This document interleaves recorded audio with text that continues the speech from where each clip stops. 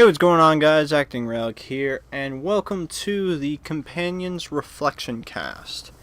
This is not going to be too long. I'm just going to be going over my reflection of the Companions Guild questline because I did it silently, silent playthrough-wise.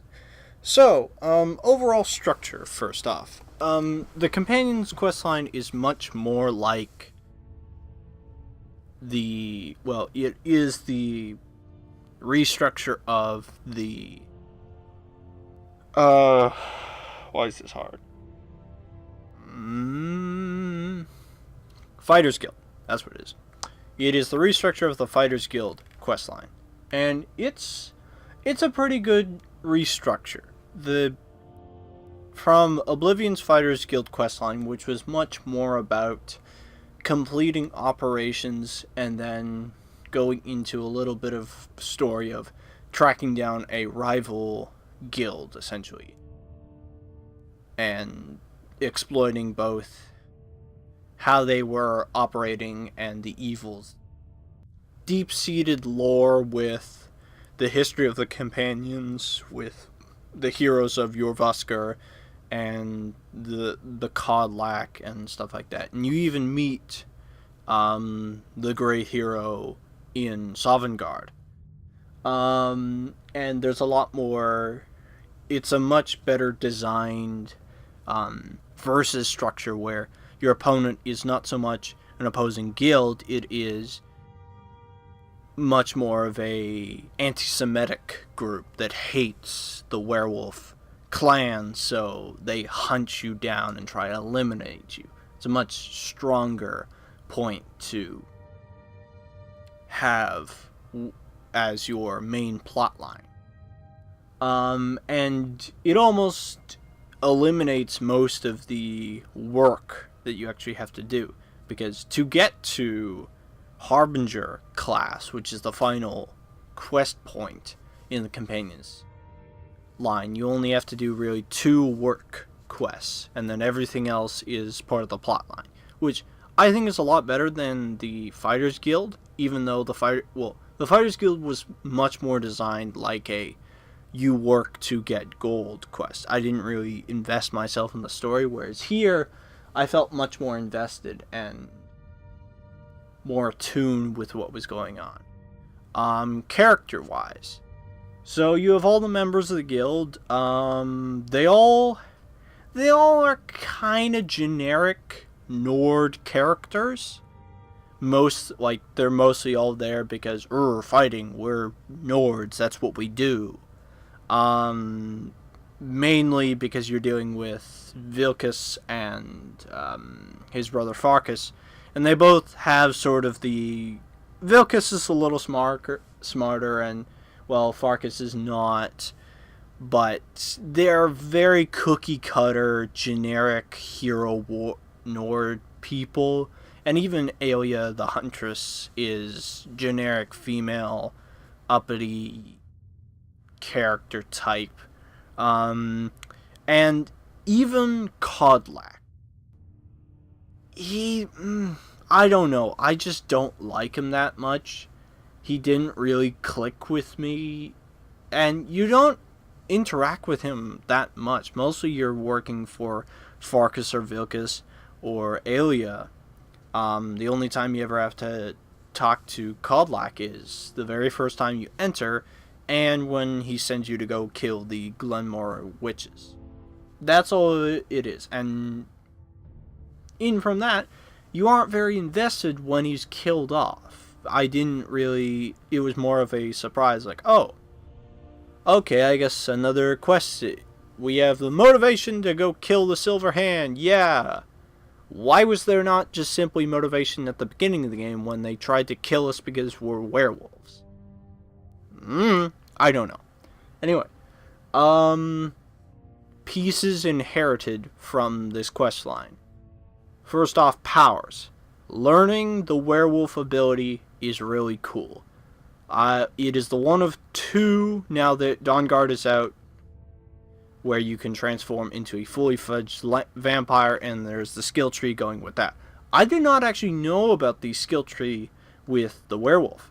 So the one video I have, there are components where I'm looking at the werewolf tree, and it will actually play a big part of something I have coming up later that I'm thinking of how I'm going to do.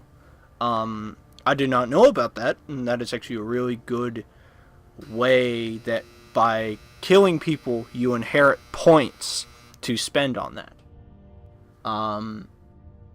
So the werewolf power is awesome. You can do a lot of cool things with it. You can improve it to make it much more helpful in a combat situation. Weapons. You earn the Shield of Isgamor and his axe. The shield is probably one of the coolest shields you can get in the game, and it has a reasonably good stat component with it. The axe, I didn't check the scaling, but I don't think it's that amazing. It's okay. The design of it, I like. It's a very good old style design. But the real item besides those two is the axis that you get with the Skyforge. Because Skyforge allows you to both purchase the Skyforge steel, which is stronger than normal steel. It's almost, I think it's classed up nearly to ebony status. And also use the Skyforge to forge Ancient Nord armor and Ancient Nord weapons. So, when I get a chance, I'm going to probably make an ancient sword two-handed. Final point. I guess area design and a few other things. So area design. Jorrvaskr is a very cool design. When I saw it in the art book for the first time, I thought, oh, this is kind of like a Viking longship in design, but it's a stationary ground place where all these warriors come. And then underneath you have all the places where people sleep, and there's all the different essentially quarters and sections to it. And you of course have the handmaiden who takes care of all of Jorrvaskr. And there are little hints, like I remember looking at it, and there's a set of pegs where the axe of Ysgramor used to hang when they had it all to pieces. Kodlak's home is the place where you get to make your roost once you become Harbinger, which is quite nice. Now, there's one other thing I want to highlight. It is from the Thieves' point. Jorrvaskr, like other guild homes, has a lot of cases. So, if you're in the market to train a little bit of lockpicking, there's a lot of cases to unlock. I've already unlocked this case. This was an expert. The items within them aren't very valuable, but it's good training material. Also, there are little bags of gold. It doesn't accumulate to a lot, but if you want to practice your stealth of sneaking around and grabbing things, it's very good. And it's also very easy to close the door, go into sneak mode, and just grab something. Alright, I think that's all that needs to be said about the Companions Guild. It was a pretty good quest line. Oh, there's one more bag of gold, which I will steal as soon as nobody is within eyeshot. I think it's a pretty good quest line. It actually went really fast. I beat it in 3 parts, which is pretty quick. There's